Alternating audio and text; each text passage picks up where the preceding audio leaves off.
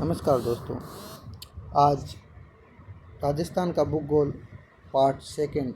जैसा कि अपन पहले राजस्थान का इतिहास और संस्कृति से संबंधित सीईटी एग्ज़ाम के प्रीवियस प्रश्नों को हल कर रहे थे, आज हम राजस्थान का भूगोल वाली सीरीज स्टार्ट कर रहे हैं। तो बिना किसी देरी किए हुए चलते हैं। सीईटी 10+2 4 फरवरी 2023 शिफ्ट फर्स्ट में जो पेपर आया था, उसका पहला प्रश्न है, अरावली की दूसरी सबसे ऊंची चोटी कौन सी है? अरावली की दूसरी सबसे ऊंची चोटी कौन सी है? पहला है अचलगढ़। अब अचलगढ़ की बात करें तो अचलगढ़ सिरोही जिले के माउंट आबू क्षेत्र में स्थित एक प्रसिद्ध पर्वतीय और ऐतिहासिक क्षेत्र है। इसकी ऊंचाई गुरु शिखर और शेर से कम है। तो नॉर्मल सी बात है, गुरु शिखर और शेर से छोटी हो गई है, इसलिए ये दूसरी सबसे ऊंची चोटी नहीं है। तो अचलगढ़ तो नहीं है। दूसरे नंबर पे आती है तारागढ़।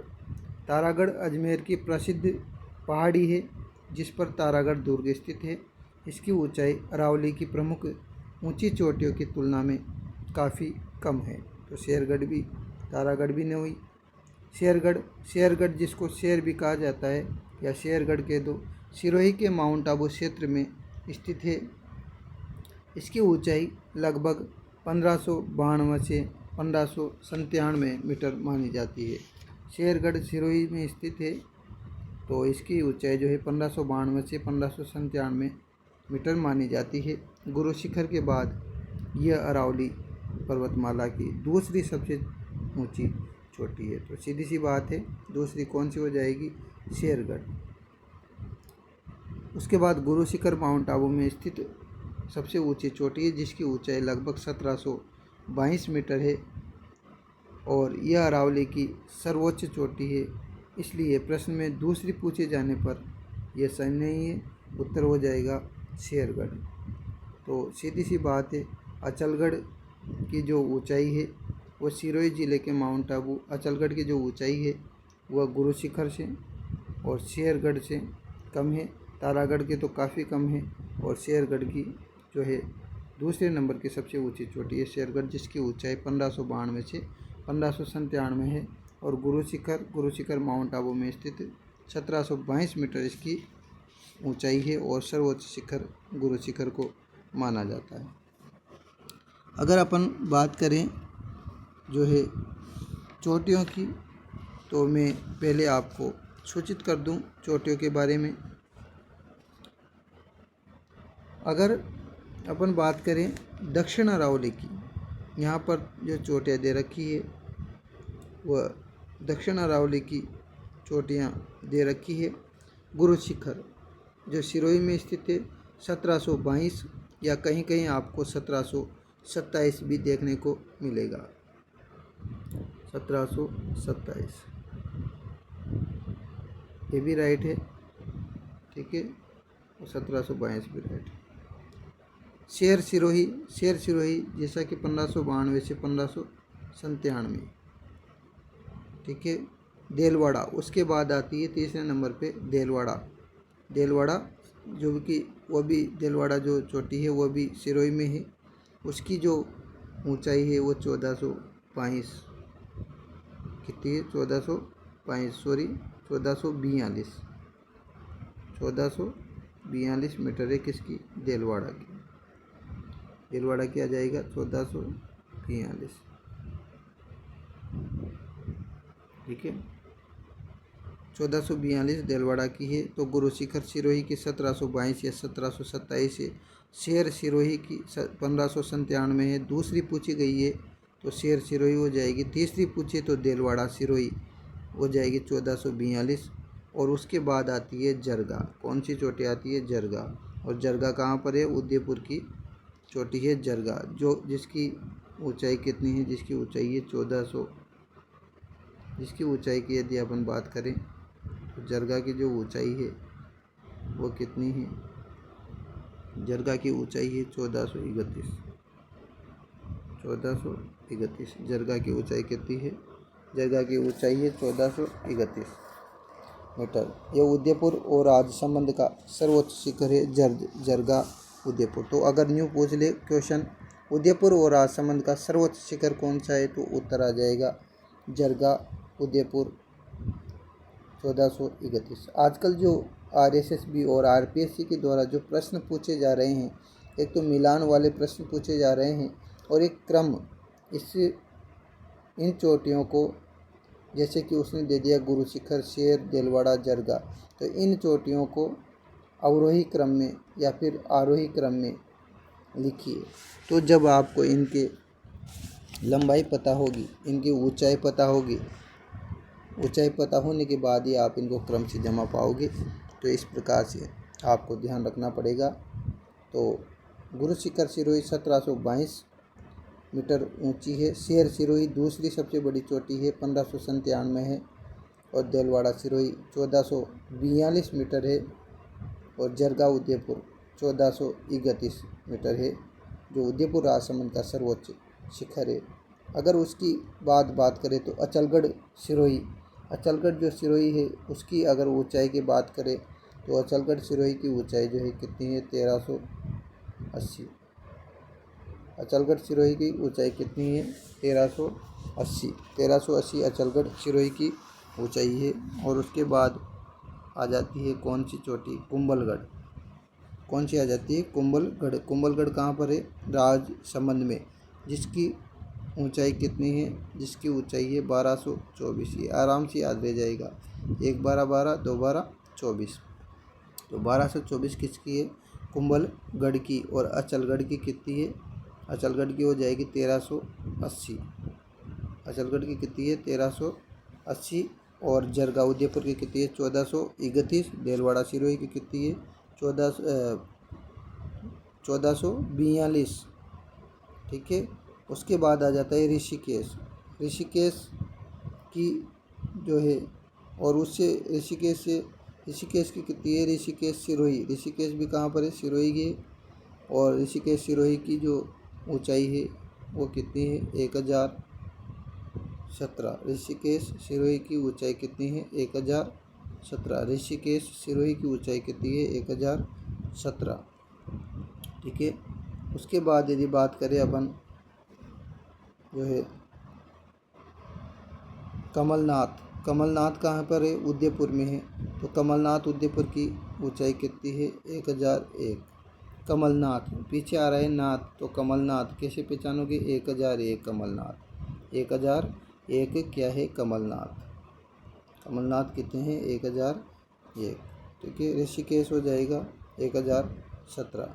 उसके बाद सज्जनगढ़ उदयपुर। सज्जनगढ़ उदयपुर की कितनी है, सज्जनगढ़ उदयपुर की 938 मीटर है। सज्जनगढ़ उदयपुर की कितनी है, 938। आजकल जो प्रश्न पूछा जा रहा है, तो जो प्रश्न आपको याद है, जैसे गुरु शिखर, शेर, देलवाड़ा, जरगा, यहाँ तक प्रश्न नहीं कर रहा वो नीचे वाली चोटियों से प्रश्न कर रहा है, जिनके बारे में बच्चा या एक प्रतियोगी नहीं पहुँच पाता, तो यहाँ से प्रश्न कर रहा है। तो नीचे वाली जो चोटियाँ हैं उनके ऊंचाई आपको विस्तृत रूप से ध्यान रखनी है। Sajjangarh Udaipur 938 metre, 938 metre Sajjangarh Udaipur. उसके बाद आती है कौन सी चोटी, उसके बाद आती है सायरा। सायरा कहाँ पर है, सायरा उदयपुर में। कितने किलोमीटर है, किलोमीटर क्या, कितनी ऊंचाई है इसकी, 900 मीटर। 900 मीटर सायरा की ऊंचाई कितनी है, 900 मीटर। उसके बाद आती है लीलागढ़ उदयपुर। क्या आती है, लीलागढ़ उदयपुर। लीलागढ़ उदयपुर की कितनी है, लीलागढ़ उदयपुर की है 874। लीलागढ़ उदयपुर की कितनी है, 874। ठीक है। उसके बाद अगर बात करें तो नागपाणी भी कहाँ पर है, उदयपुर में है। लीलागढ़ भी उदयपुर में 874 और नागपाणी उदयपुर में है। इसकी कितनी है, नागपाणी उदयपुर की कितनी है, 867। तो ये दोनों ध्यान रखना, लीलागढ़ भी उदयपुर में है और नागपाणी भी उदयपुर में। अंतर लीलागढ़ की जो है 874 है, जबकि नागपाणी उदयपुर की 867 है। विस्तृत में इसलिए बता रहा हूँ क्योंकि प्रश्न निश्चित रूप से आएगा चोटियों से। गोगुंदा उदयपुर की कितनी है, गोगुंदा उदयपुर की है 840। गोगुंदा उदयपुर की कितनी बताए, गोगुंदा उदयपुर की बताई है 840। 840 मीटर, 840 मीटर। और अंतिम चोटी बच रही है आबू।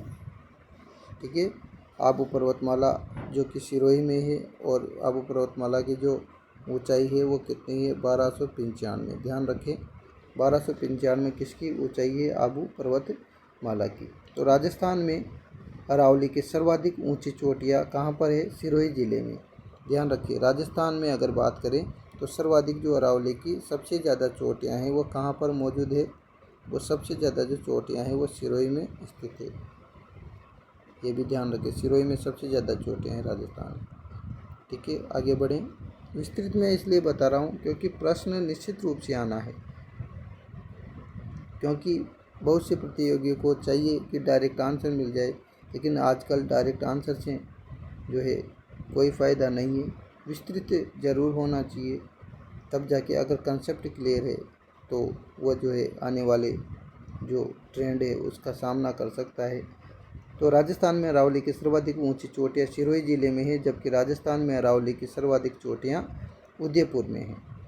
अरावली की सर्वाधिक ऊंची चोटी, यहाँ पर एक प्रश्न है, ऊंची सर्वाधिक ऊंची चोटियाँ तो कहाँ पर है, सर्वाधिक ऊंची चोटियाँ तो कहाँ पर मिलेगी आपको, सिरोही में। ठीक है, सर्वाधिक ऊंची चोटियाँ तो कहाँ पर है, सर्वाधिक ऊंची चोटियाँ तो सिरोही में है। और अगर क्वेश्चन पूछे कि सर्वाधिक चोटियाँ कहाँ पर है, तो सर्वाधिक चोटियों का आंसर क्या हो जाएगा, उदयपुर। उदयपुर में सर्वाधिक चोटियाँ हैं, जबकि सर्वाधिक ऊंची चोटियाँ सिरोही में हैं। आगे बढ़ते हैं, यहीं पे एक प्रश्न कर लेते हैं, जैसे कि दक्षिण अरावली के प्रमुख दर्रे। तो दक्षिण अरावली जो है उसके प्रमुख दर्रे हैं, स्वरूप घाट पाली में है, देसूरी की नाल पाली में है, सोमेश्वर दर्रा पाली में है। एक तो देखो पाली में कौन कौन से, एक तो स्वरूप घाट पाली, एक देसूरी की नाल पाली, एक सोमेश्वर दर्रा पाली। कामली घाट राजसमंद में है, गोरम घाट राजसमंद में है, हाथीगुड़ा दर्रा राजसमंद में है, केवड़ा की नाल उदयपुर में है, देबारी दर्रा उदयपुर में है, हाथी दर्रा उदयपुर में है, फुलवाले की नाल उदयपुर में है, या फिर झीलवा या पगलिया नाल। एक तो क्या नाम है ये, झीलवा, या तो कह दें इसको झीलवा, या फिर क्या कह दें, पगलिया नाल, झीलवा या पगलिया नाल। झीलवा या पगलिया नाल जो है मारवाड़ को मेवाड़ से जोड़ती है। ध्यान रखना, मारवाड़ को मेवाड़ से जोड़ने वाली कौन सी नाल है, झीलवा या फिर पगलिया नाल मारवाड़ को क्या करती है, मारवाड़ को मेवाड़ से जोड़ती है। कौन सी नाल, झीलवा या पगलिया नाल। तो यदि मैं क्वेश्चन करूं तो आप बताएं कि स्वरूप घाट पाली में है, देसूरी की नाल पाली में है, सोमेश्वर दर्रा पाली में है, कामली घाट राजसमंद में है, गोरम घाट राजसमंद में, हाथीगुड़ा दर्रा राजसमंद में है, केवड़ा की नाल उदयपुर राजसमंद में है, देबारी दर्रा उदयपुर में है, हाथी दर्रा उदयपुर में है, फुलवारी की नाल उदयपुर में है, और झीलवा या पगलिया मारवाड़ को मेवाड़ से जोड़ती है। ठीक है, ये वाले नाल। अब आगे बात करते हैं अपन अगले क्वेश्चन की। फ़ॉन्ट यदि छोटे हो रहे हों तो मैं इनको बड़ा करता हूँ थोड़ा। चलिए देखो, तो शेरगढ़ जो है सिरोही के माउंट आबू क्षेत्र में स्थित है, और इसकी ऊंचाई लगभग 1592 से 1597 है। मुख्य रूप से आप लोग क्या ध्यान रखिएगा, 1597।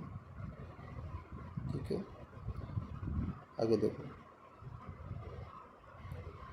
गुरु शिखर जो है माउंट आबू की सबसे ऊंची चोटी है, 1722 1725। ध्यान रखें, 1722 और 1727, सॉरी 1727।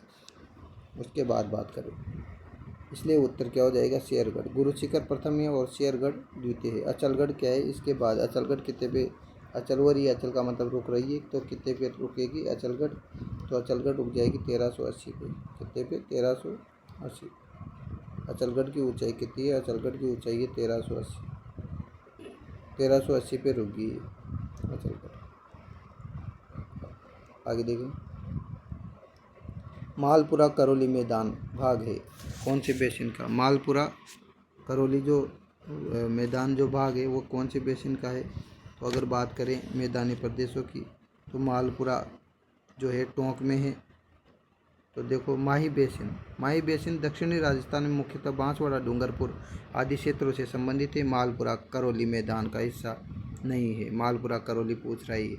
बनास बेसिन, मालपुरा करौली मैदान बनास बेसिन का उत्तरी पूर्वी भाग है। मालपुरा करौली मैदान मालपुरा टोंक में है, तो टोंक में बनास नदी है, तो मालपुरा टोंक करौली मैदान बनास बेसिन का उत्तरी पूर्वी भाग है। यह क्षेत्र टोंक, सवाई माधोपुर और करौली के आसपास विस्तृत है। लोनी बेसिन। लोनी बेसिन मुख्यतः पश्चिमी राजस्थान के शुष्क और मरुस्थलीय भाग में फैला हुआ है। लोनी बेसिन पाली, जोधपुर, बाड़मेर, जालौर आदि क्षेत्र इससे जुड़े हुए हैं। और लास्ट बचता है चंबल बेसिन। चंबल बेसिन दक्षिणी पूर्वी, मतलब निचला वाला जो हिस्सा है, दक्षिणी पूर्वी जो हिस्सा है, जैसे कि ये अपना राजस्थान है, और फिर राजस्थान में ये वाला जो हिस्सा है, ये वाला जो हिस्सा है, ये दक्षिणी पूर्वी है ना, दक्षिणी पूर्वी। जैसे कि ये उत्तरी हो जाएगा, और ये दक्षिणी हो जाएगा, ये पश्चिमी हो जाएगा, और ये पूर्वी हो जाएगा। कौन सा हो जाएगा? पूर्वी। दक्षिणी पूर्वी आ गया ये इधर।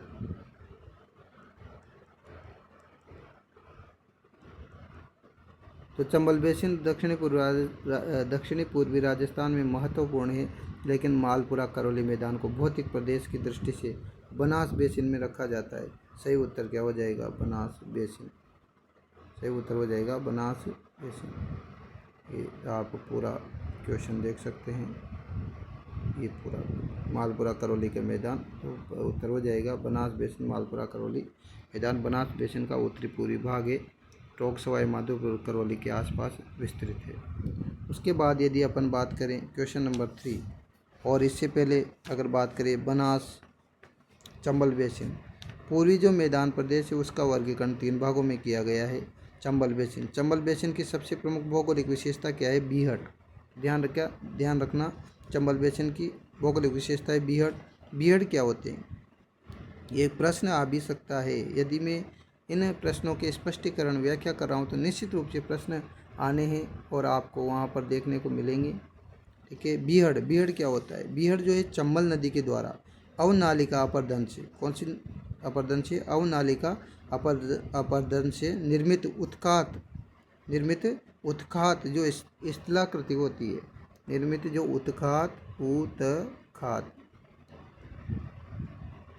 निर्मित उत्खात स्थलाकृति होती है, जिसमें क्या पाए जाते हैं? घने जंगल पाए जाते हैं, वो बीहड़ कहलाता है। मतलब चंबल नदी द्वारा अवनालिका अपर्दन से निर्मित उत्खात स्थलाकृति जो होती है उसमें घने जंगल पाए जाते हैं, बीहड़ कहलाते हैं। और बीहड़ चंबल कोटा में यमुना नदी उत्तर प्रदेश तक फैला हुआ है। बीहड़ जो है चंबल जो कोटा में है, कोटा से निकलती है, और यमुना नदी कोटा से निकलने का मतलब है कोटा में होकर के बहती है। तो चंबल जो कोटा में है से लेकर के यमुना नदी उत्तर प्रदेश तक बीहड़ फैले हुए हैं। दूसरा आता है कौन सा बेसिन?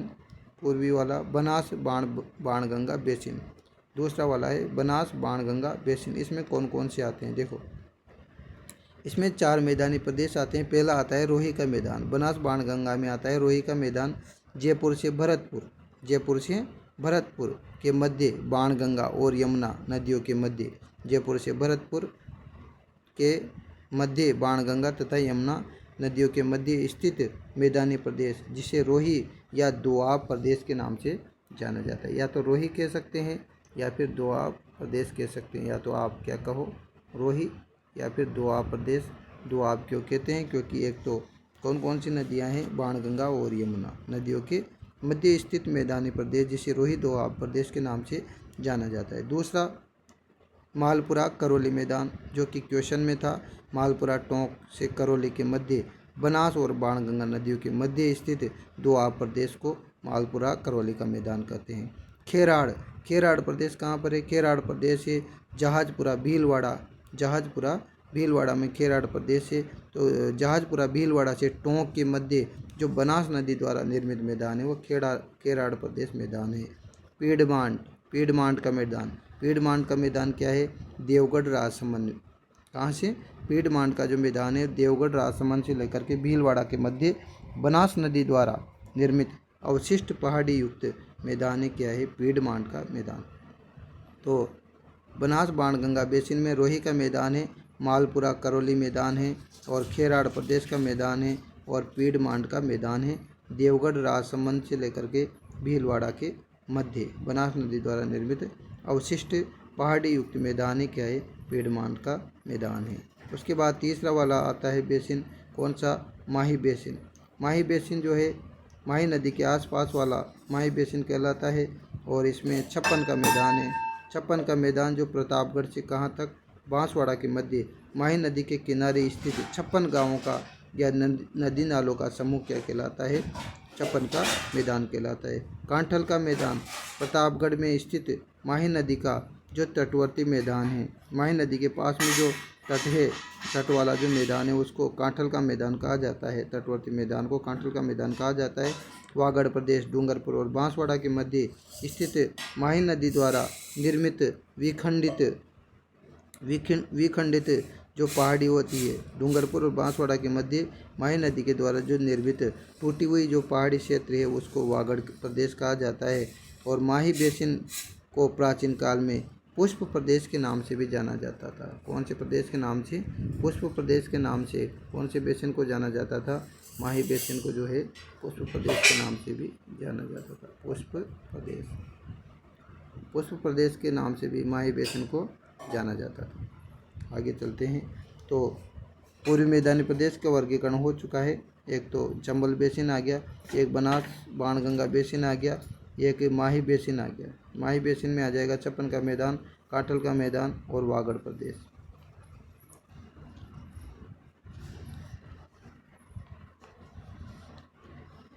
आगे अगला क्वेश्चन है,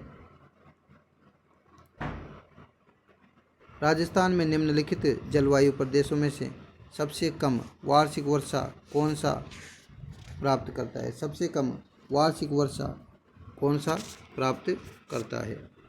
तो पहला है BWHW।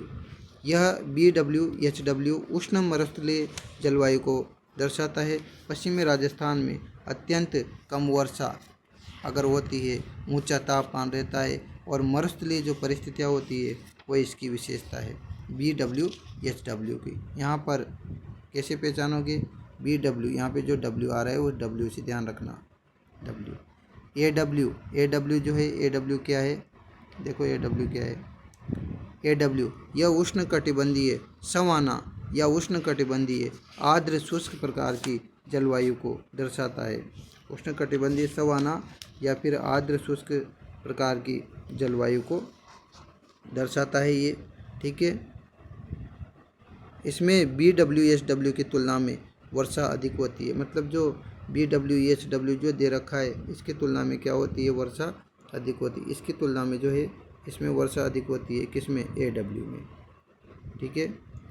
तो BWHW तो क्या है, उष्ण मरुस्थलीय मान सकते हैं अपन, जहाँ पर कम वर्षा होती है, तापमान ऊंचा रहता है। और AW यह भी उष्ण कटिबंधीय सवाना, उष्ण कटिबंधीय आर्द्र शुष्क प्रकार की जलवायु को दर्शाता है, जिसमें BWHW की तुलना में वर्षा अधिक होती है। मतलब इससे ज़्यादा वर्षा होती है इसमें। BWHW तो मरुस्थल हो गया, AW में वर्षा होती है और उष्ण कटिबंधीय। यहाँ से पेपर में पूछा जा सकता है ये वाला प्रश्न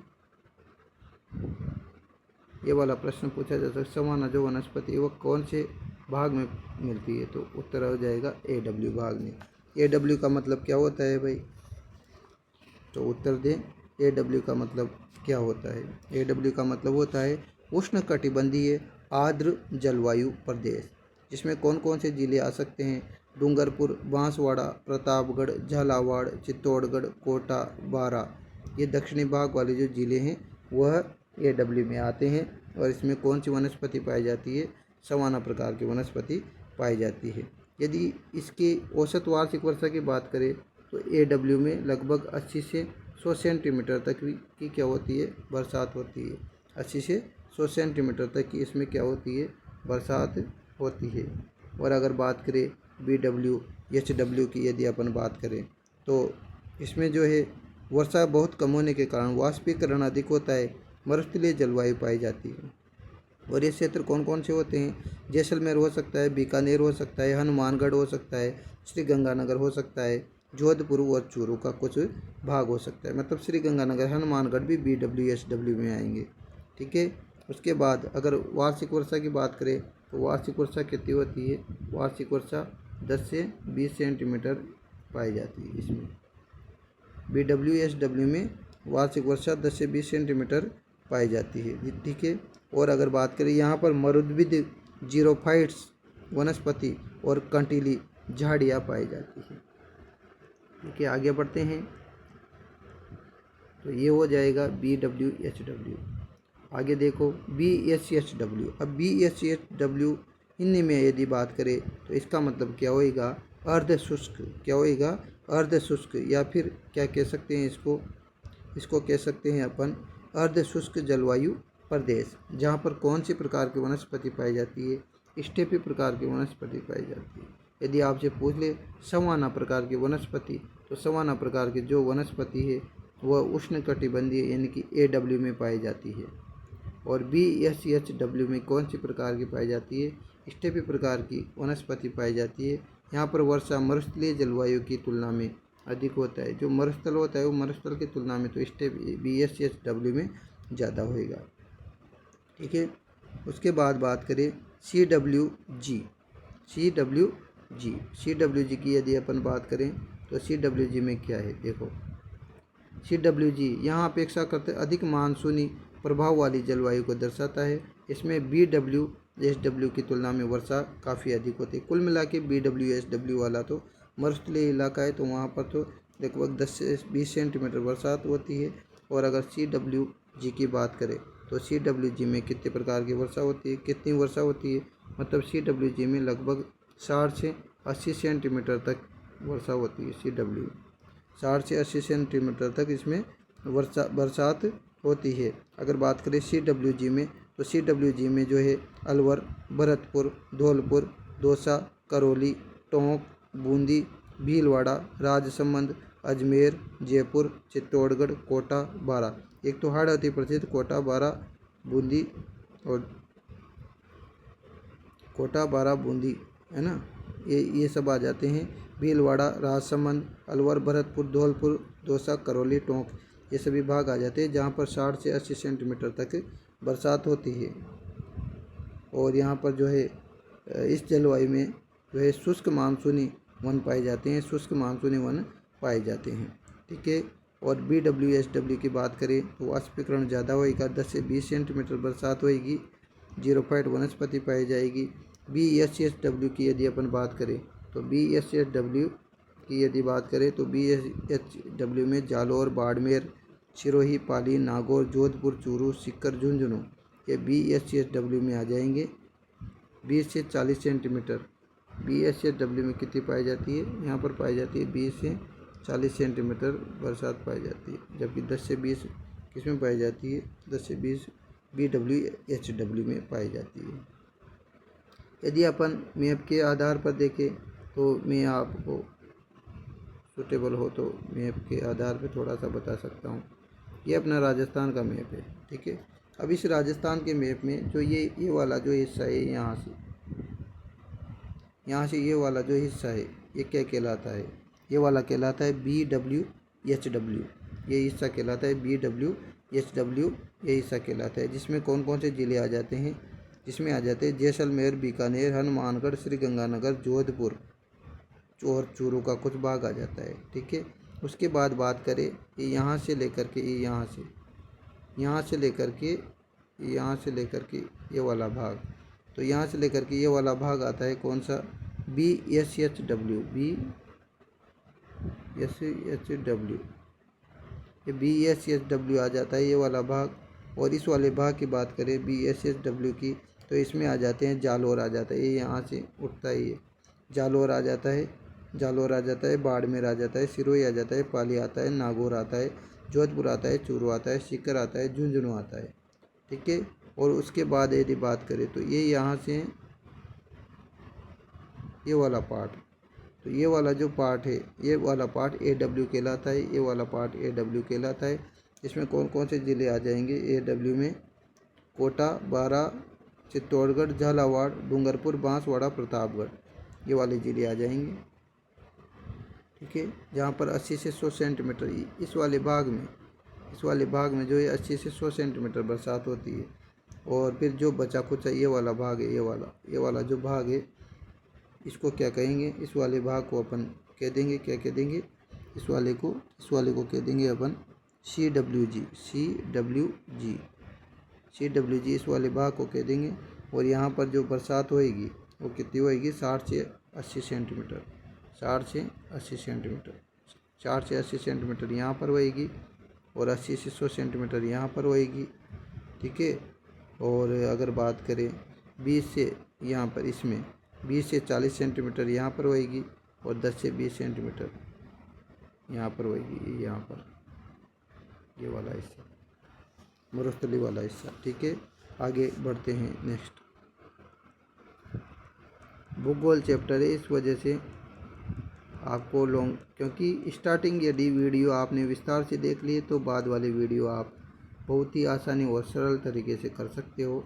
BW होता है डेजर्ट यानी कि मरुस्थल, और W से संकेत है, और एस से स्टेपी, एस से क्या बन जाएगा, BSSWN, तो एस से क्या बन जाएगा, स्टेपी यानी कि अर्ध शुष्क, और W से क्या बन जाएगा, डेजर्ट। नागौर जिले में कौन सी झील स्थित नहीं है, तो कुचामन नागौर क्षेत्र से संबंधित है, और यहाँ खारे जल की झील नमक उत्पादन का क्षेत्र बहुत पाया जाता है। तो कौन सी, क्या पूछ रहा है, कौन सी नहीं है,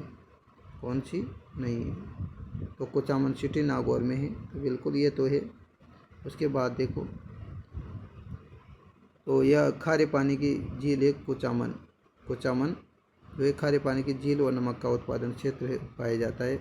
रेवासा शिखर, रेवासा झील नागौर जिले की झील नहीं है, शिखर से संबंधित है। डिडवाना नागौर जिले की प्रसिद्ध, जो डिडवाना है वो प्रसिद्ध खारे पानी की झील है और यहाँ नमक का उत्पादन में महत्वपूर्ण रहा है। डेगाना नागौर जिले का क्षेत्र है और खनिज और लवणीय भू आकृति विशेषताओं के कारण जाना जाता है, तो उत्तर हो जाएगा रेवासा शिखर।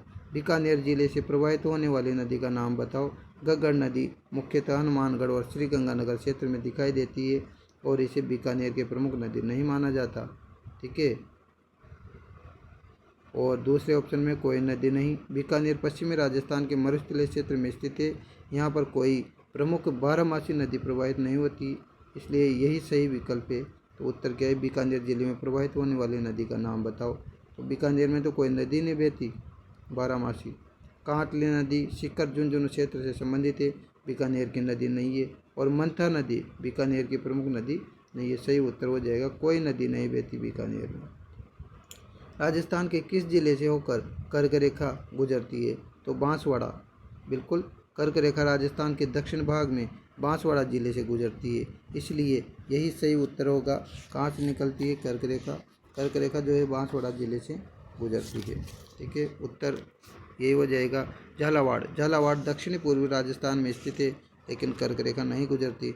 जालोर दक्षिण पश्चिमी राजस्थान में है और यहाँ पर कर्क रेखा से काफ़ी दूर है।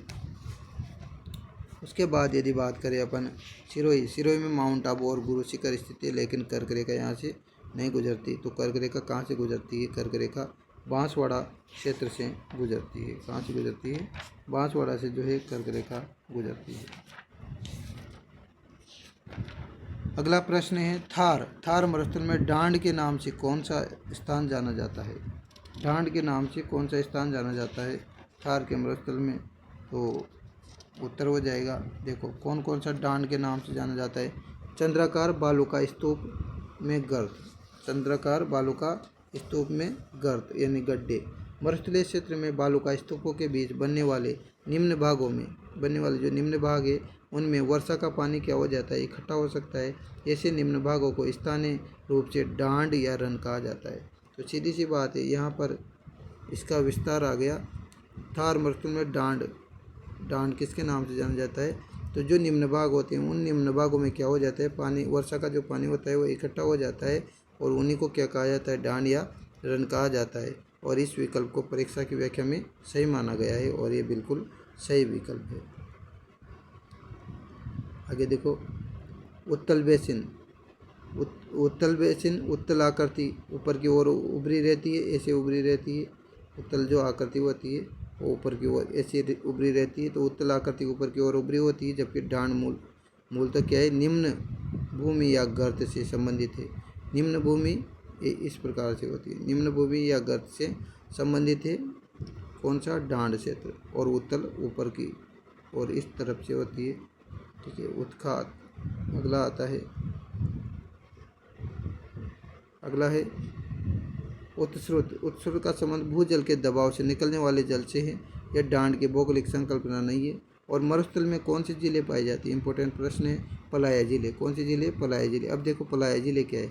पलाया भी मरुस्थल का निम्न, ये भी निम्न है और अस्थायी जल भराव वाला क्षेत्र, मतलब पानी भर जाता है, यह निम्न और अस्थायी जो है जल भराव वाला क्षेत्र माना जाता है और अवधारणा में निकटता है। लेकिन इस प्रश्न में डांड के लिए अपेक्षित उत्तर चंद्राकार बालू का स्तूप में गर्त हो जाना। जो चंद्राकार यानी चांद की तरह जो क्या बन जाते हैं, बालू का स्तूप बन जाते हैं, उनमें गड्ढे पड़ जाते हैं निम्न भूमि में, तो वही क्या कहलाते हैं, वही डांड या रण क्षेत्र कहलाता है। डांड या रण क्षेत्र कहलाता है वही। ठीक है, उसके बाद देखो तो उत्तर हो जाएगा डांड या रण क्षेत्र वाला चंद्राकार बालू का स्तूप में गर्त ही क्या कहलाते हैं, डांड या रण क्षेत्र। राजस्थान का अक्षांशीय विस्तार कितना है। तो यहाँ पर अक्सर बच्चे क्या होते हैं, यहाँ पर अक्सर बच्चे जो है कंफ्यूज होते हैं। अक्षांशीय विस्तार पूछ रहा है वो, तो अक्षांशीय विस्तार की यदि बात करें तो राजस्थान का जो अक्षांशीय विस्तार है वह 23 डिग्री 3 मिनट उत्तरी अक्षांश से 30 डिग्री 12 मिनट उत्तरी अक्षांश में स्थित है। ठीक है, ये उत्तर हो जाएगा। राजस्थान का अक्षांश विस्तार 23 डिग्री 3 उत्तरी अक्षांश से जो है 30 डिग्री 12 उत्तरी अक्षांश तक विस्तृत है। राजस्थान के उत्तर से दक्षिण की लंबाई 826 किलोमीटर है। राजस्थान का उत्तरतम उत्तरी जो सीमा है वो कोणा गांव श्री गंगानगर है और दक्षिण सीमा बोरकुंड गांव बांसवाड़ा है। तो जो उत्तर है वो कौन सा हो जाएगा, उत्तर नंबर फर्स्ट या फिर लास्ट। देखो फर्स्ट में तो क्या दे रखा है, फर्स्ट में दे रखा है उत्तर और उत्तर। अच्छा देखो राजस्थान का अक्षांशीय विस्तार कितना है। सबसे बड़ी गलती जो बच्चे करते हैं वो क्या करते हैं, सबसे पहले तो दक्षिण तो है नहीं, दोनों साइड पे क्या आएगा, उत्तर उत्तर। तो उत्तर उत्तर चयन करें, ये उत्तर ये उत्तर। अब यहाँ पे क्या आ गया, दक्षिण और दक्षिण, ये तो गलत हो गया। इसमें भी क्या है, दक्षिण, ये भी गलत हो गया। या तो ये हो सकता है या फिर ये हो सकता है। तो 23 डिग्री इधर क्या आया, 23 30 आया, जबकि 23 या तो ये क्या आना चाहिए, 23 3 डिग्री उत्तरी अक्षांश। ठीक है, 3 डिग्री उत्तरी अक्षांश मतलब 0 3 डिग्री, 23 0 3 डिग्री उत्तरी अक्षांश, 30 डिग्री 12 दक्षिण। ये तो दक्षिण है तो गलत है।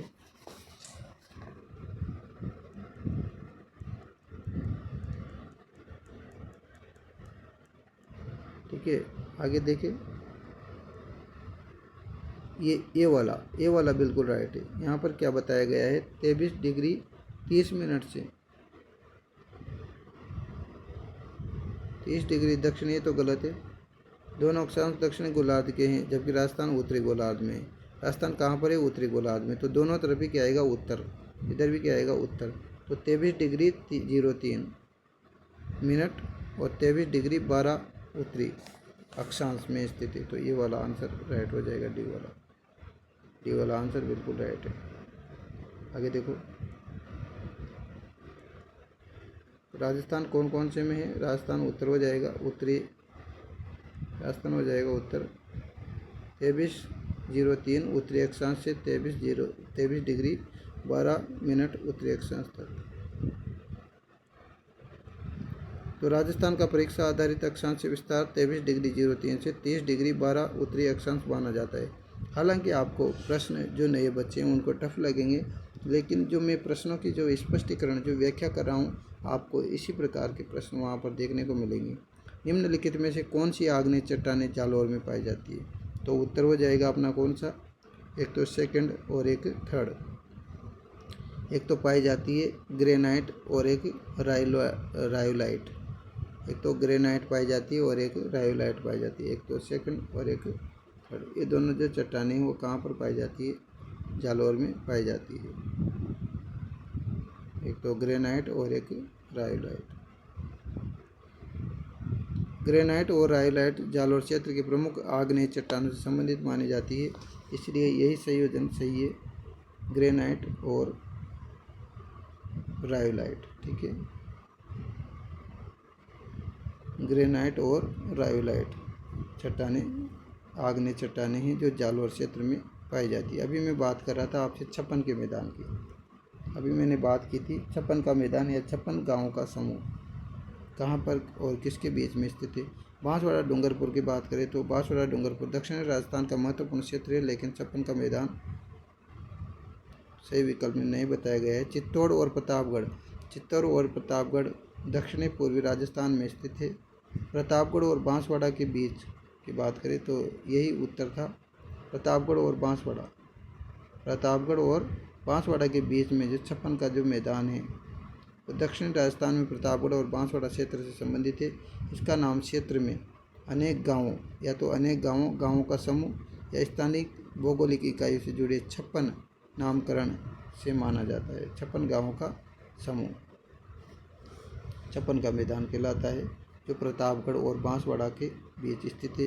यदि आपको ऐसे याद नहीं रही कि किस किस के बीच स्थित है तो सीधा शॉर्टकट फॉर्मूला है मेरे पास, वो कौन सा है देखो आप, भाप।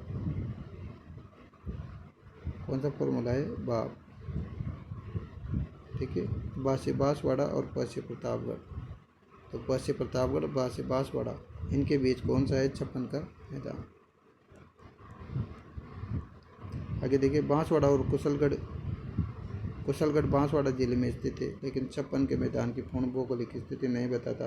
तो प्रतापगढ़ और बांसवाड़ा के बीच के मैदान को 56 का मैदान या 56 गांवों का समूह कहा जाता है। राजस्थान में बार बार अकाल और सूखे का क्या कारण हो सकता है, आपके अनुसार भी आप बता सकते हो।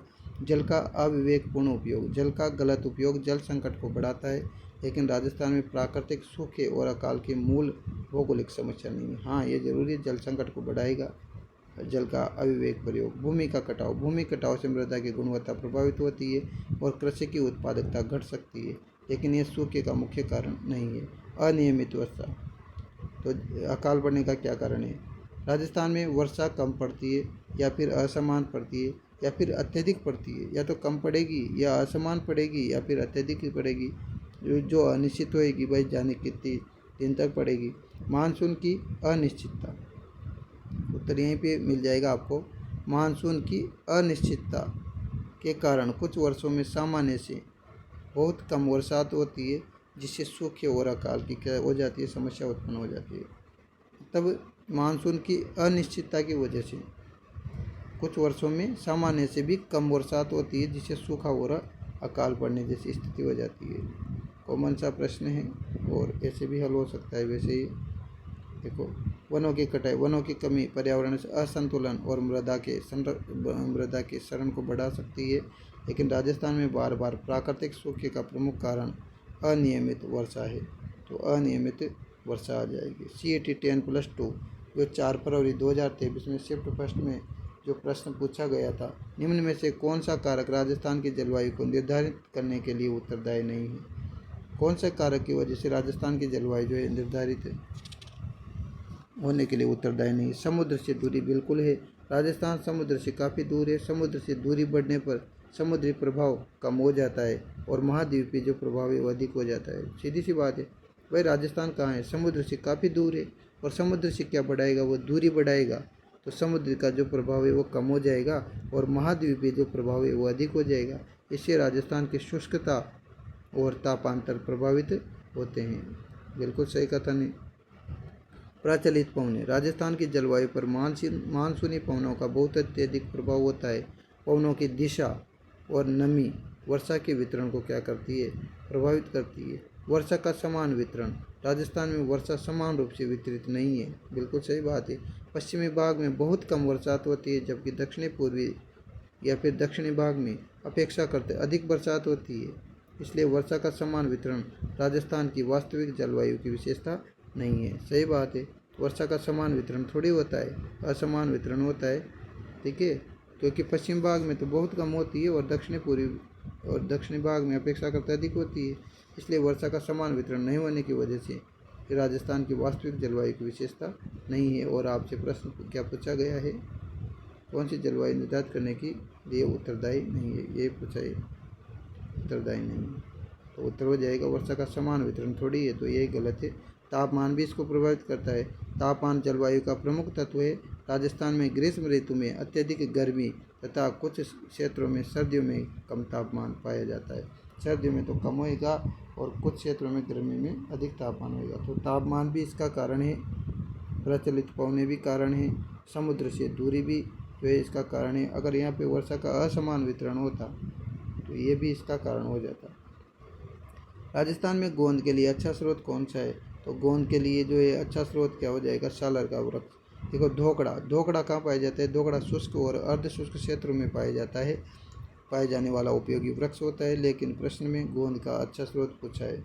सालर वृक्ष से क्या प्राप्त किया जाता है, गोंद प्राप्त किया जाता है। राजस्थान के शुष्क क्षेत्रों में पाए जाने वाला यह वृक्ष वन उत्पाद की दृष्टि से महत्वपूर्ण है। वनों के उत्पाद की दृष्टि से यह महत्वपूर्ण है। तो गोंद का अच्छा स्रोत कौन सा हो जाएगा, सालर हो जाएगा। खेर से तो कत्था बनाया जाता है। खेर वृक्ष से मुख्यतः कत्था संबंधी उत्पाद प्राप्त होते हैं। और आप बता सकते हो कि खेर से कत्था कौन सी जाति बनाती है। ठीक है, तो खेर वृक्ष से कत्था और कत्था संबंधी उत्पाद प्राप्त होते हैं।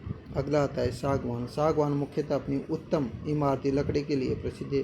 तो उत्तर हो जाएगा सालर। अच्छा स्रोत कौन सा है, गोंद का सालर। कथोड़ी जो जनजाति होती है वह खेर से क्या बनाती है, खेर वृक्ष से कत्था का निर्माण करती है। वर्ष 2011 में कुल जनसंख्या की दृष्टि से राजस्थान का कौन सा क्रम है, 27वां क्रम है। तो राजस्थान की जनसंख्या इतनी अधिक है कि इसे 27वें स्थान पर रखना सही नहीं होगा, या फिर 12वां क्रम है। राजस्थान की 2011 की जनसंख्या की रैंक 12वीं नहीं है, 8वां क्रम है। 2011 की जनगणना के अनुसार राजस्थान भारत के सर्वाधिक जनसंख्या वाले राज्यों में कौन से स्थान पर था, 8वें स्थान पर था। तो जनसंख्या की दृष्टि से कौन से नंबर पे है, 8वें नंबर पे। 2011 की जनगणना के अनुसार पूछ रहे हैं अपन, तो 2011 की जनगणना के अनुसार ये जो है 8वें स्थान पर था। उत्तर 8वां हो जाएगा। CET 10+2 में 5 फरवरी 2023 को जो प्रश्न पूछा गया, अति आर्द्र यानी कि अत्यधिक आर्द्र जो जलवायु प्रदेश है वह कौन सा जिला स्थित नहीं है। तो नहीं है पे विशेष ध्यान देना, जल्दबाजी नहीं करना है आप लोगों को। ठीक है, तो देखो नहीं है पे ये वाला नहीं है। ठीक है, बांसवाड़ा में बिल्कुल बरसात होती है। अति आर्द्र अत्यधिक बरसात वाला जिला नहीं पूछ रहा है।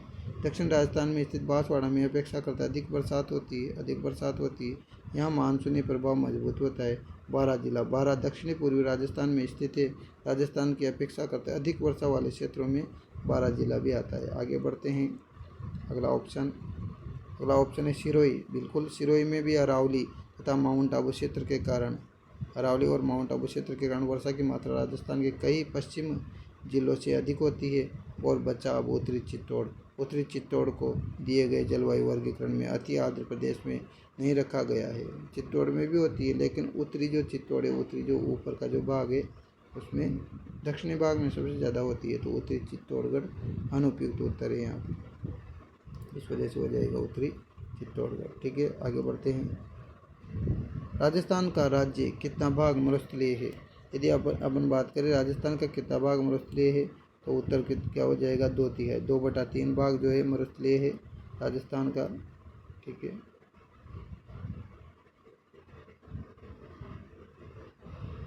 राजस्थान के लगभग 2/3 भाग पर यानी कि 2/3 जो भाग है, 2/3 जो भाग है उस 2/3 भाग पर थार का मरुस्थलीय शुष्क मरुस्थलीय प्रभाव माना जाता है। और इसी आधार पर परीक्षा में यही उत्तर सही है। बिल्कुल, कौन सा वाला, 2/3। ध्यान रखें, वापस रिपीट हो सकता है। 2/3 जो भाग है वो राजस्थान का थार का मरुस्थल या शुष्क मरुस्थल मिलता है 2/3 भाग में। अगला है, राजस्थान के किस भौतिक प्रदेश में मुकुंदरा की पहाड़ियाँ हैं। मुकुंदरा की पहाड़ियाँ अपन हाड़ौती प्रदेश में आ जाएंगे। मुकुंदवाड़ा की या मुकुंदरा की पहाड़ियाँ। देखो, दक्षिणी अरावली की बात करें तो दक्षिणी अरावली का मुख्य क्षेत्र उदयपुर, सिरोही, राजसमंद आदि के पर्वतीय भागों से जुड़ा है। हाड़ौती का पठार मुकुंदरा की पहाड़ियाँ दक्षिणी पूर्वी राजस्थान के हाड़ौती क्षेत्र से संबंधित है। कोटा और झालावाड़ कहाँ कहाँ पर है? ये एग्जाम में 2013 वाले पेपर में पूछा गया था। मुकुंदवाड़ा की पहाड़ियाँ कहाँ कहाँ पर है, कौन कौन से जिलों में, तो 3rd ग्रेड में पूछा गया था। तो कोटा और झालावाड़ आदि क्षेत्र इसकी भौगोलिक संरचना से जुड़े हुए हैं। ठीक है, कोटा और झालावाड़ आदि क्षेत्र इसकी भौगोलिक संरचना से जुड़े हुए हैं। प्रश्न को कथन और कारण संबंधी प्रश्न कोई अलग से नहीं आते। यहाँ पर ऐसे प्रश्न आ सकता है, मुकुंदवाड़ा की पहाड़ियाँ कोटा और झालावाड़ में स्थित है। ठीक है, उसके नीचे कथन हो गया, उसके बाद कारण आ जाएगा। मुकुंदरा की पहाड़ियाँ दक्षिणी पूर्वी राजस्थान के हाड़ौती क्षेत्र से संबंधित है। तो क्या आ जाएगा? कथन ये सही है और कारण भी सही है। कारण कथन की, कारण जो है एक ही व्याख्या कर रहा है, कारण जो कथन है उसकी व्याख्या कर रहा है, तो बिल्कुल सही है। तो मुकुंदरा की पहाड़ियाँ दक्षिणी पूर्वी राजस्थान के हाड़ौती क्षेत्र से संबंधित है। कोटा झालावाड़ आदि क्षेत्र इसकी भौगोलिक संरचना से जुड़े हुए हैं। आपको भूगोल से संबंधित जो है कथन और कारण संबंधी प्रश्न भी करवाए जाएंगे। अभी आप इनसे रिलेटेड प्रश्न हल करें। सबसे पहले आपकी जिम्मेदारी यही है। तो सबसे पहले इनको सोल्व करें, उसके बाद आपको प्रत्येक पेज से जो है भूगोल से रिलेटेड जितने भी प्रश्न बनते हैं, सत्य असत्य वाले, कथन और कारण वाले, तो उनको करवाया जाएगा। उत्तरी अरावली की बात करें तो उत्तरी अरावली जो है उसका विस्तार कहाँ पर है? उत्तरी अरावली यानी ऊपर वाली। तो उत्तरी अरावली का जो संबंध है वो अलवर, जयपुर और सीकर क्षेत्रों से है। ये जो राजस्थान है तो इस उत्तरी अरावली, ये उत्तरी भाग है इसका, ये दक्षिणी भाग है, ये पूर्व भाग है और ये पश्चिम भाग है। तो ये उत्तरी जो अरावली, तो ये वाले पार्ट की ये बात कर रहा है। तो अलवर, जयपुर और सीकर आदि क्षेत्रों की ओर है, तो बिल्कुल सही है। मध्य अरावली की बात करें तो मध्य अरावली देखिए आप, मध्य अरावली अजमेर, मध्य यानी बीच में क्या क्या है? अजमेर है, राजसमंद आसपास का पर्वतीय क्षेत्र है, तो उत्तर हो जाएगा हाड़ौती का पठार। तो मुकुंदरा की पहाड़ियाँ पूछी है तो हाड़ौती का पठार हो जाएगा। राज्य के कौन से जिले अंतर्राष्ट्रीय सीमा पर दक्षिण से उत्तर की ओर स्थित है? देखो पेपर में इस प्रकार के प्रश्न सबसे ज़्यादा आ रहे हैं। क्रम पूछ रहा है वो, या तो आरोही क्रम या अवरोही क्रम पूछ रहा है। ठीक है, या फिर वो पूछ रहा है जो है दक्षिण से उत्तर, उत्तर से दक्षिण का क्रम बताइए। तो राज्य के कौन से जिले अंतर्राष्ट्रीय सीमा पर? अंतर्राष्ट्रीय सीमा का मतलब होता है रेड क्लिफ रेखा। कौन सी रेखा? रेड क्लिफ रेखा, जो पाकिस्तान से रिलेटेड है। और राजस्थान की अंतर्राष्ट्रीय सीमा यानी कि रेड क्लिफ रेखा की लंबाई 1070 किलोमीटर है। कितनी है? 1070 किलोमीटर है। तो ये जो है यहाँ पर अपन बात करें जो टच करने वाले जो जिले हैं वो कौन कौन से हैं? श्री गंगानगर से अपन स्टार्ट कर रहे हैं। श्री गंगानगर के बाद बीकानेर के बाद जैसलमेर के बाद क्या आ जाएगा? बाड़मेर। ठीक है, गंगानगर, बीकानेर, जैसलमेर, बाड़मेर। यदि अपन बात करें पाकिस्तान की जो कौन कौन से ज़िले हैं जो इसको टच कर रहे हैं, कौन कौन से सीमावर्ती ज़िले हैं, एक तो ऊपरी श्री गंगानगर से तो कौन सा आ जाएगा? बहावल नगर। श्री गंगानगर में नगर है तो पीछे इधर भी क्या आ जाएगा? बहावल नगर पाकिस्तान का। उसके बाद बात करें बीकानेर के सटीक बहावलपुर आ जाएगा। ठीक है, बहावलपुर के बाद आ जाएगा रहीम यार खान। कौन सा क्षेत्र? रहीम यार खान के बाद आ जाएगा घोटकी। क्या आ जाएगा? घोटकी के बाद क्या आ जाएगा? सुक्कुर। क्या आ जाएगा? सुक्कुर के बाद क्या आ जाएगा? खेरपुर। क्या आ जाएगा? खेरपुर के बाद आ जाएगा संघर। क्या आ जाएगा? संघर। उसके बाद आ जाएगा उमरकोट। क्या आ जाएगा? उमरकोट। और उमरकोट के बाद आ जाएगा थार पारकर। कौन सा आ जाएगा? थार पारकर। तो ऊपर का और नीचे का आपको विशेष ध्यान रखना है। श्री गंगानगर से सटा हुआ तो पाकिस्तान का जिला है बहावल नगर, और जो है बाड़मेर से सटा हुआ है थार पारकर जो कि पाकिस्तान का है। अगर बात करें राजस्थान की, तो राजस्थान पंजाब से 89 किलोमीटर की सीमा बनाता है। हरियाणा की बात करें तो हरियाणा राजस्थान से 1262 किलोमीटर की सीमा बनाता है। उत्तर प्रदेश की बात करें तो उत्तर प्रदेश 877 किलोमीटर की सीमा बनाता है। और अगर मध्य प्रदेश की बात करें तो मध्य प्रदेश 1600 किलोमीटर की सीमा बनाता है। और गुजरात की बात करें तो गुजरात 1022 किलोमीटर की सीमा बनाता है। ठीक है, तो अगर बात करें तो जो अंतर्राष्ट्रीय जो रेखा है रेडक्लिफ रेखा, इसका नामकरण जो है ब्रिटिश वकील सिरिल रेडक्लिफ के नाम पर रखा गया है। ये वैसे तो कृत्रिम रेखा है और रेडक्लिफ जो लाइन है उसका निर्धारण अगस्त 1947 में हुआ था। ठीक है। और अगर बात करें रेडक्लिफ लाइन की कुल लंबाई, तो कुल लंबाई तो कितनी है इसकी 3323। ध्यान रखिए 3323, ये तो कुल लंबाई है इसकी। रेडक्लिफ जो रेखा है इसकी लंबाई 3323 है। और राजस्थान में कितनी है ये? राजस्थान में 1070, राजस्थान में 1070 है। रेडक्लिफ रेखा कितनी है? 1070। ठीक है। और अगर बात करें तो अंतर्राष्ट्रीय रेखा की जो शुरुआत है वो श्रीगंगानगर जिले के हिंदुमल कोट से शुरू होकर के बाड़मेर जिले के बाखासर तक फैली हुई है। प्रश्न आ भी सकता है। तो श्रीगंगानगर जो जिला है, तो श्रीगंगानगर जिले के श्रीगंगानगर जो जिला है ये वाला श्रीगंगानगर जिला है। तो श्रीगंगानगर जिले के कहाँ से? श्रीगंगानगर जिले के हिंदुमल, क्या है? हिंदुमल, श्रीगंगानगर जिले के हिंदुमल। तो श्रीगंगानगर के हिंदुमल जो है हिंदुमल कोट से लेकर के बाड़मेर के बाखासर तक, बाड़मेर के बाखासर तक, बाड़मेर के कहाँ तक? बाखासर तक, बाखासर, ये बाड़मेर के बाखासर तक जो है रेडक्लिफ रेखा फैली हुई है। और रेडक्लिफ रेखा पर पाकिस्तान के कितने ज़िले स्थित थे? आप ऑप्शन कमेंट करके बताइए कितने ज़िले हैं। तो ये पूरे कितने ज़िले हैं? 9 ज़िले हैं। आगे देखो, देखिए अगला प्रश्न है तो उत्तर हो जाएगा अपना। प्रश्न क्या पूछा गया था? राजस्थान राज्य के कौन से अंतर्राष्ट्रीय सीमा पर दक्षिण से उत्तर की ओर स्थित है? दक्षिण से उत्तर बताना है। दक्षिण का मतलब नीचे से। देखो क्रम का ही ध्यान रखना है विशेष रूप से। अब अगर वो क्या पूछता उत्तर से, उत्तर से क्या पूछता? दक्षिण, उत्तर से दक्षिण पूछता तो ये पहले गंगानगर आता, फिर बीकानेर आता, फिर जैसलमेर आता, फिर बाड़मेर आता। लेकिन उसने क्या पूछा? बस जल्दबाजी खराब है, जल्दबाजी नहीं करनी है। उसने पूछा है दक्षिण से उत्तर, तो दक्षिण में सबसे पहले क्या है? बाड़मेर, फिर आएगा जैसलमेर, जैसलमेर के बाद बीकानेर, बीकानेर के बाद गंगानगर। तो ये हो जाएगा। ठीक है। तो उत्तर हो जाएगा। पाकिस्तान सीमा में लगे हुए राजस्थान के 4 जिले बाड़मेर, जैसलमेर, बीकानेर और श्रीगंगानगर। दक्षिण से उत्तर जाने पर यह क्रम बनता है। कहने का मतलब है ये वाला जो क्रम है ये, अब ऐसे चलेंगे अपन, ऐसे। ये है दक्षिण, इधर दक्षिण है और इधर क्या है? उत्तर।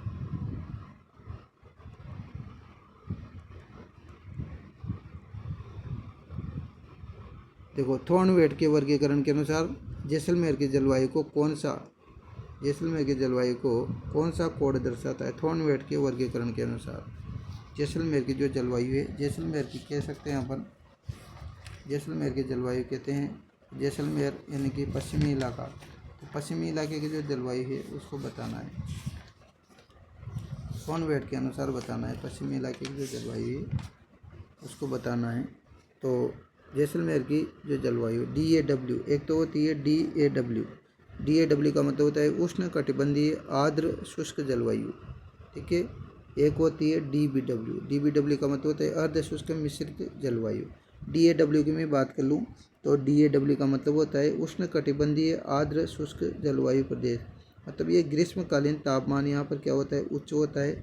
यहाँ पर बरसात कम होती है और अर्ध मरुस्थलीय वनस्पति पाई जाती है। ठीक है। DBW की बात करूँ तो DBW अर्ध शुष्क मिश्रित जलवायु, अर्ध शुष्क मिश्रित जलवायु, ये अर्ध शुष्क होती है। और कौन सी जलवायु होती है? मिश्रित जलवायु होती है, अर्ध शुष्क मिश्रित जलवायु होती है। और DAW की बात करें तो DAW अर्ध शुष्क आर्द्र जलवायु होती है। DAW अर्ध शुष्क आर्द्र जलवायु होती है, जो कि कहाँ पर हो सकती है?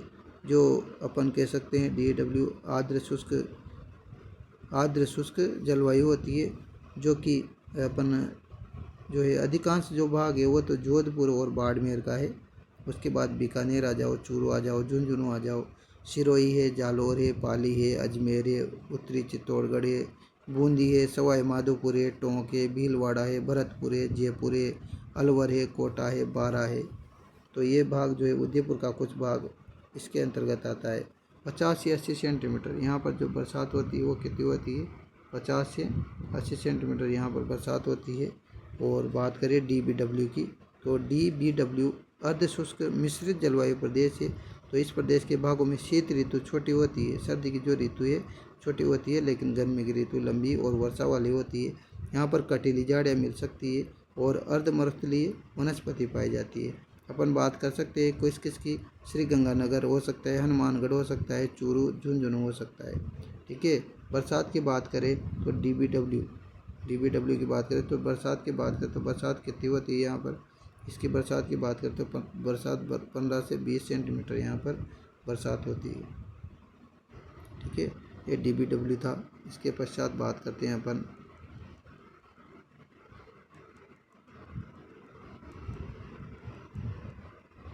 तो DAW जैसलमेर के अत्यधिक शुष्क मरुस्थलीय प्रकृति का उपयोग कोड नहीं है। DBW यह जैसलमेर की परीक्षा में अपेक्षित जलवायु को नहीं दर्शाता। तब जैसलमेर की जो मरुस्थलीय जो प्रकृति है उसको नहीं दर्शाता। EAD की बात करें तो EAD क्या होता है? EAD का मतलब होता है शुष्क कटिबंधीय जलवायु। जो जैसलमेर, बाड़मेर, बीकानेर और पश्चिमी जोधपुर का जो क्षेत्र आता है वो EAD कहलाता है। EAD की बात करें तो थॉर्नवेट वर्गीकरण में जैसलमेर की अत्यधिक शुष्क और मरुस्थलीय जलवायु को तो ये दर्शाता है। जैसलमेर में वर्षा अत्यंत कम होती है और वाष्पीकरण की स्थिति भी मजबूत होती है। तो EAD जो है इसकी बात करें तो यहाँ पर मरुस्थलीय वनस्पति पाई जाती है। ठीक है। और बरसात की बात करें तो बरसात कितनी होती है? यहाँ पर 10 से 20 सेंटीमीटर बरसात होती है। मरुस्थलीय प्रकार आ चुका है ये। ठीक है, तो उत्तर हो जाएगा 10 से 20 सेंटीमीटर EAD शुष्क कटिबंधीय जलवायु प्रदेश। CAW की बात करें तो उप आर्द्र। कौन सा? उप आर्द्र। आर्द्र तो है सही, लेकिन कौन सा वाला है? उप आर्द्र है। कौन सा वाला है? उप आर्द्र। उप आर्द्र CAW हो जाएगा उप आर्द्र प्रदेश। दक्षिणी पूर्वी उदयपुर आ जाएगा, प्रतापगढ़ आ जाएगा, बांसवाड़ा आ जाएगा, डूंगरपुर आ जाएगा, झालावाड़ आ जाएगा, कोटा आ जाएगा, बारा का अधिकांश भाग मतलब निचले वाला जो हिस्सा है वो आ जाएगा। वर्षा ग्रीष्म ऋतु में होती है। गर्मी की जो ऋतु होती है उसमें बरसात होती है। शीत ऋतु प्राय सूखी रहती है। यहाँ पे सवाना मानसूनी वनस्पति पाई जाती है। कौन से प्रकार की वनस्पति पाई जाती है? यहाँ पर CAW में सवाना प्रकार की वनस्पति पाई जाती है। उसके बाद बात करें बरसात की, तो बरसात कितनी होती है? यहाँ पर बरसात जो है 80 से 100 सेंटीमीटर यहाँ पर बरसात होती है। ठीक है, तो EAD यानी कि शुष्क कटिबंधीय जलवायु प्रदेश 10 से 20 सेंटीमीटर बरसात। DBW अर्ध शुष्क मिश्रित जलवायु प्रदेश जहाँ पर 15 से 20 सेंटीमीटर बरसात। और DAW, ठीक है, DAW में 50 से 80 सेंटीमीटर तक बरसात। और CAW में 80 से 100 सेंटीमीटर तक बरसात होती है। सबसे ज़्यादा बरसात यहीं पर होती है। ये था थॉर्नवेट के अनुसार जलवायु प्रदेशों पर, विश्व जलवायु प्रदेशों पर आधारित वाष्प उत्सर्जन।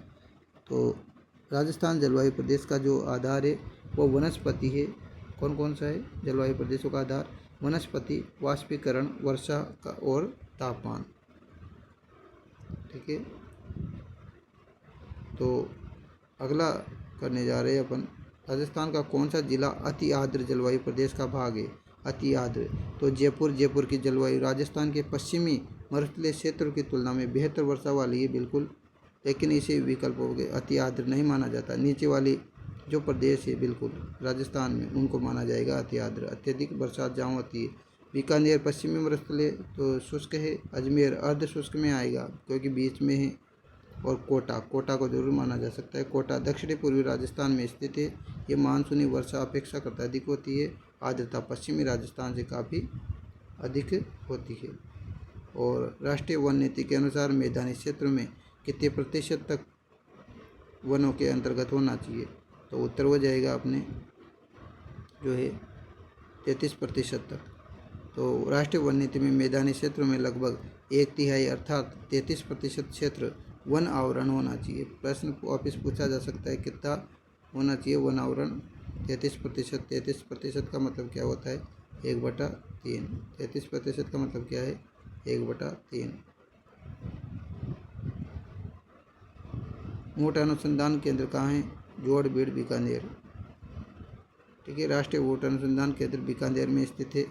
मरुस्थलीय परिस्थितियों और ऊँट पालन की दृष्टि से बीकानेर इसका सही आंसर है।